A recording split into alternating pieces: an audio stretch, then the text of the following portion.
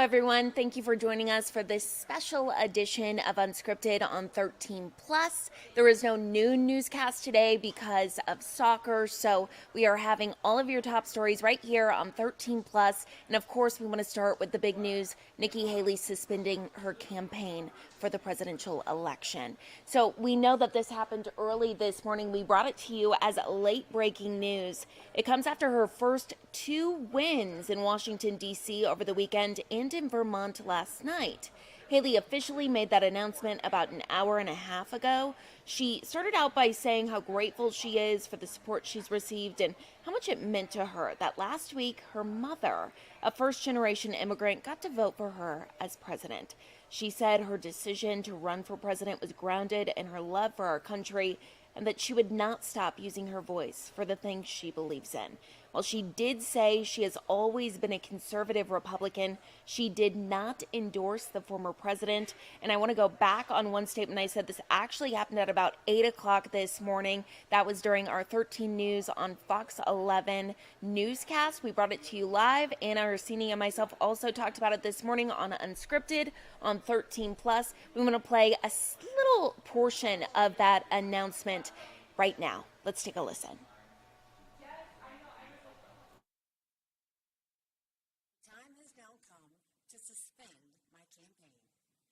I said I wanted Americans to have their voices heard. I have done that. I have no regrets. And although I will no longer be a candidate, I will not stop using my voice for the things I believe in. Our national debt will eventually crush our economy. A smaller federal government is not only necessary for our freedom, it is necessary for our survival. The road to socialism is the road to ruin for America. Our Congress is dysfunctional and only getting worse. It is filled with followers, not leaders. Term limits for Washington politicians are needed now more than ever. Our world is on fire because of America's retreat. Standing by our allies in Ukraine, Israel, and Taiwan is a moral imperative. But it's also more than that. If we retreat further, there will be more war, not less. As important, while we stand strong for the cause of freedom, we must bind together as Americans. We must turn away from the darkness of hatred and division. I will continue to promote all those values, as is the right of every American. I sought the honor of being your president, but in our great country, being a private citizen is privilege enough in itself.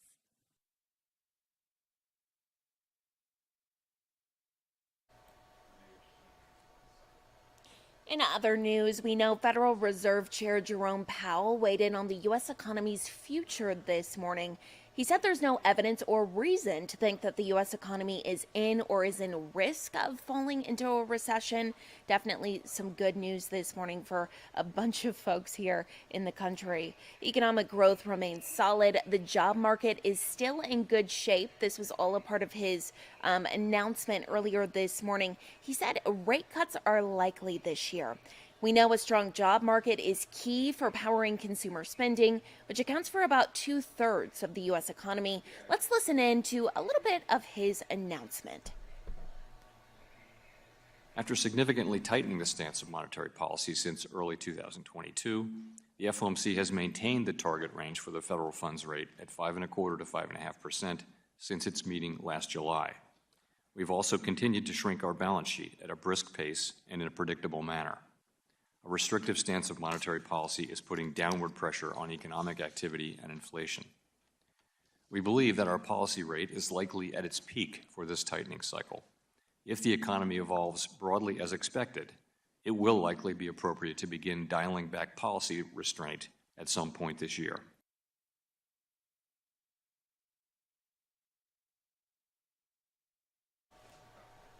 Turning now to a big national story we've been covering for you. We know that yesterday was the first day of the James Crumbley trial in the trial of James Crumbley in the Oxford High killings. So today is day 2 of jury selection, and it is following a pretty fiery day 1. So let's kind of go back and talk about what happened. The defense attorney zeroed in on the fact that her client gifted his troubled son a gun, the same weapon the teenager used to murder 4 students at Oxford High School in 2021. Now, to attack this narrative, the defense attorney asked multiple prospective jurors the following questions. He would say things as, if a parent buys a car for their teenager and tells the child and their friends that they just gifted their kid a car, does that mean that the kid really owns it, or is it the parent's car? Multiple jurors said they had done just that, gifted their teenagers cars before, but they were really the owners and could take away the keys at any moment. Now, the defense also focused on mental illness and asked if others can easily tell if teenagers are depressed, saying they often, quote, hide things. The prosecution shot back that Crumbley, in fact, was inside the building when they showed him a note that said, Ethan wrote, "The thoughts won't stop. Help me." So of the 15 people questioned in the jury box yesterday, 6 had guns in their homes, though one of those individuals was excused by the prosecution at the end of the day. We are in the middle of day 2 for jury selection, so going to continue to follow this. We will bring you the very latest out of this case as soon as we learn more. You can tune in tomorrow morning on Unscripted on 13 Plus for more details. And here at home, we are getting ready for the annual Festival of Books. It's really a celebration for authors, illustrators, and readers alike. So our very own Jack Cooper was out this morning in the midst of all of the white tents. If you've been to the Festival of Books before, you know exactly what that looks like. He has some details on what you can expect.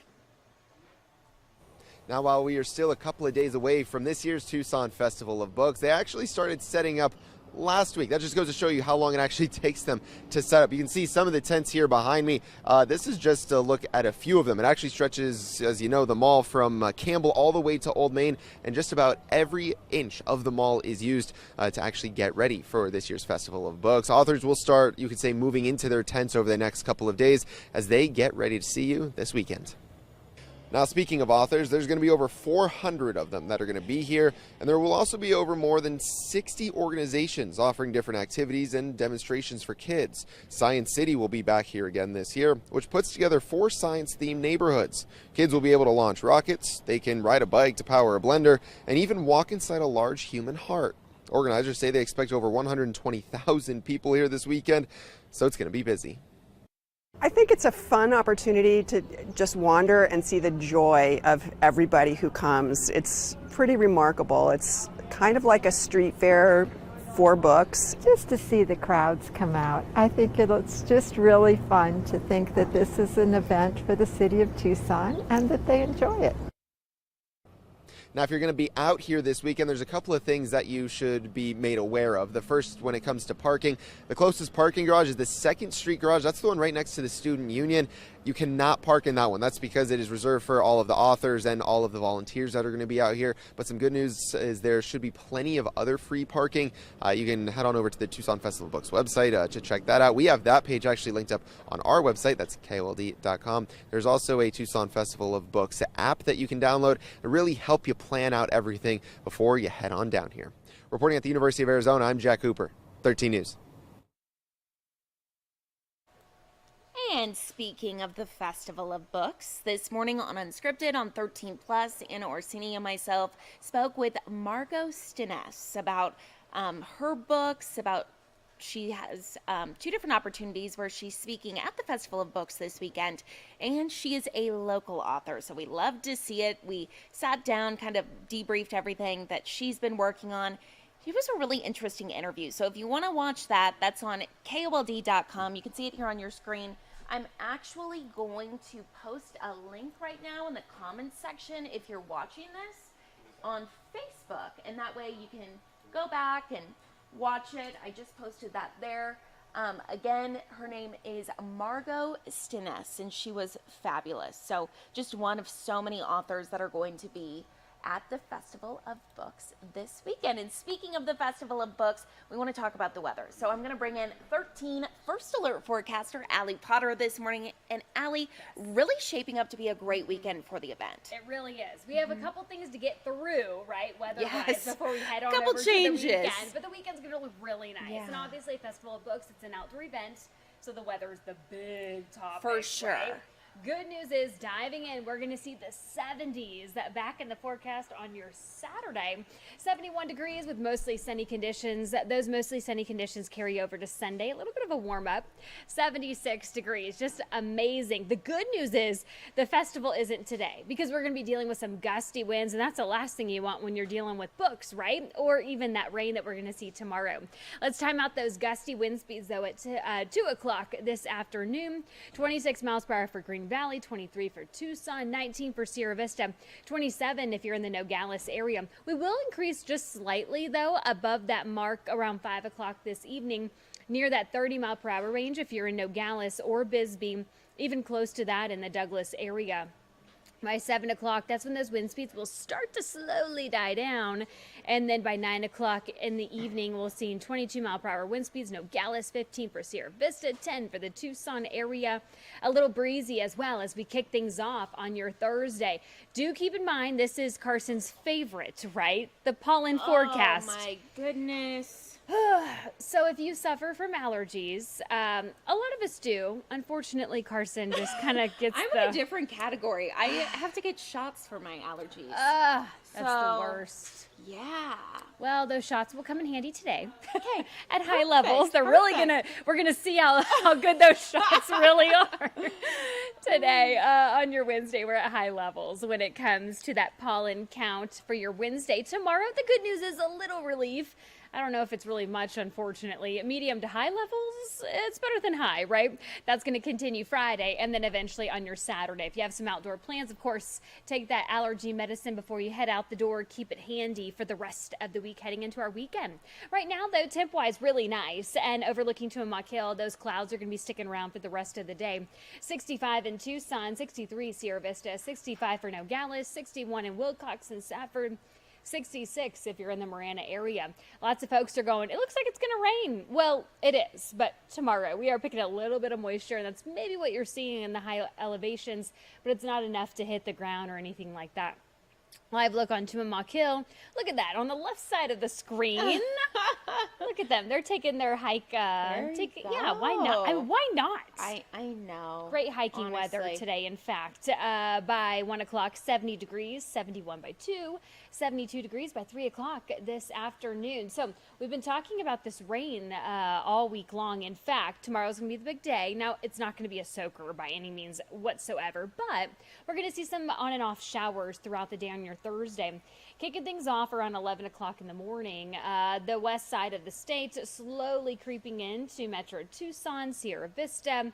This is 6, 7, 8 o'clock at night tomorrow. Higher elevation snow. Ski Valley is crossing their fingers for some fresh powder so they can open on Friday. Tomorrow, though, they are going to be closed, though, due to this storm system passing through. Sierra Vista seeing a little bit of rainfall, though, on your Friday, and along with the Tucson metro area, giving it a 20% chance for rain. How much rain could we get between tomorrow and Friday? Well, 3,200 7-inch for the Tucson area, 1,700 7-inch if you're in Nogales, less for Cochise County. Today's forecast breezy, but warmer. 74 if you're in Tucson, 68 Nogales, 72 Green Valley, 69 in the Douglas area. If you're in Cochise County, you're sitting in the 60s for the rest of the day. Your 7-day forecast, not too bad at all. Something for everybody, really. The storm system, by the way, is going to be bringing us those breezy conditions that we're seeing today, that 50% chance for rain on Thursday and that slight chance for rain on Friday. But notice, Carson, this temp drop along with it. Diving down to 61 degrees on your Thursday. So it's going to be chilly, but we're going to really kick things up a notch on Monday, jumping up to 80. Wow, talk about a roller coaster, but not too crazy. Like you said, a little something for everyone. Yeah. So, I mean, you hate to complain. It's the best time of the year It here. really is. Yeah. And this is really kind of why we live here. Exactly. Exactly. So it's We gonna be live really here nice. because of these months, not the summer Right. months. The summer, just think these thoughts during the summertime. Perfect. Awesome. Thank you so much, Of course. Allie. And we want to take a look now at our website. So this is a story that is up on KOLD.com, and I think it's super unique because we hear things like this all the time where these animals go missing and then have these crazy recovery stories years later, months later.